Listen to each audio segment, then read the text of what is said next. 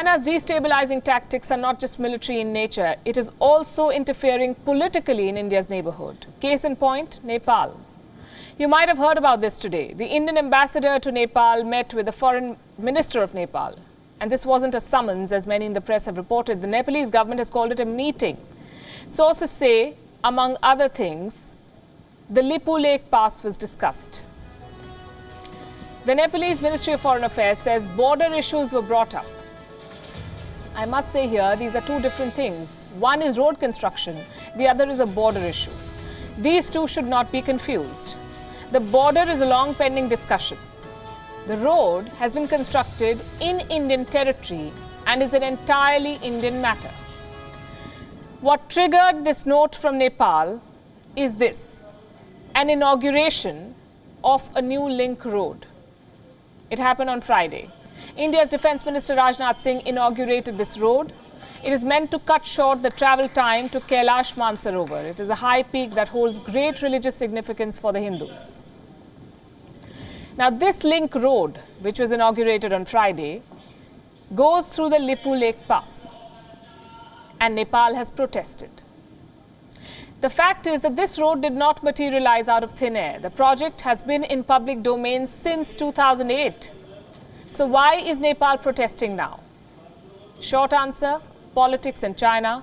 Long answer, as follows. India has resolved most of its border issues and border disputes with Nepal, but the Lipulekh Pass remains an outstanding one. Something that could have been discussed in March, this March. Reports say foreign secretaries of both sides were supposed to meet, but the virus from China delayed the meeting. And that's just one part of China's role in this story. There's more. Persistent political interference in Nepal. It's an open secret. The Chinese wield immense influence over the domestic politics of Nepal. There is also a synergy between the Communist Party of China and the Nepalese government, which is led by the Nepal Communist Party. This party in Nepal was founded in 2018 when two left parties joined hands. This was when KP Sharma Oli and Pushp Kamal Dahal, better known as Prachand, a former prime minister, joined hands. Now, this party won power in Nepal, but the government has been unstable thanks to the constant infighting. Last year, there was a trade-off. Pushp Kamal Dahal controls the party, KP Sharma Oli stays as prime minister. But that has not stopped the internal dispute. There is still a risk that the Nepal Communist Party could split and bring the government down. And China knows this, like most of us do. So it is going all out to protect this alliance. Last week, China's ambassador to Nepal met with all the key political stakeholders. And this includes Prime Minister Oli and party leader Pushp Kamal Dahal. What does this tell you? The ambassador to a country trying to resolve the internal disputes of the ruling party. China is openly playing a role in Nepal's domestic politics, and the direct fallout is on Nepal's relationship with India. Political leaders must protest against India to prove they are bigger nationalists in a Chinese-controlled system.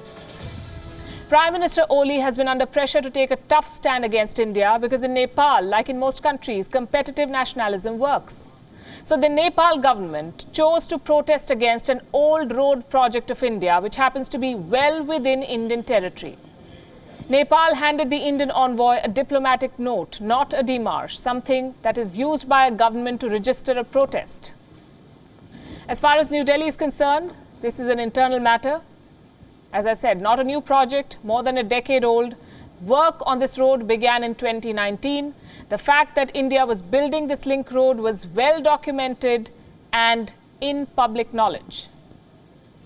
The inauguration happened in the Pithoragarh district of Uttarakhand, a district that is well within Indian borders and not part of the disputed territory with Nepal. The link road was a pre-existing route used by the pilgrims of the Kailash Mansarovar Yatra.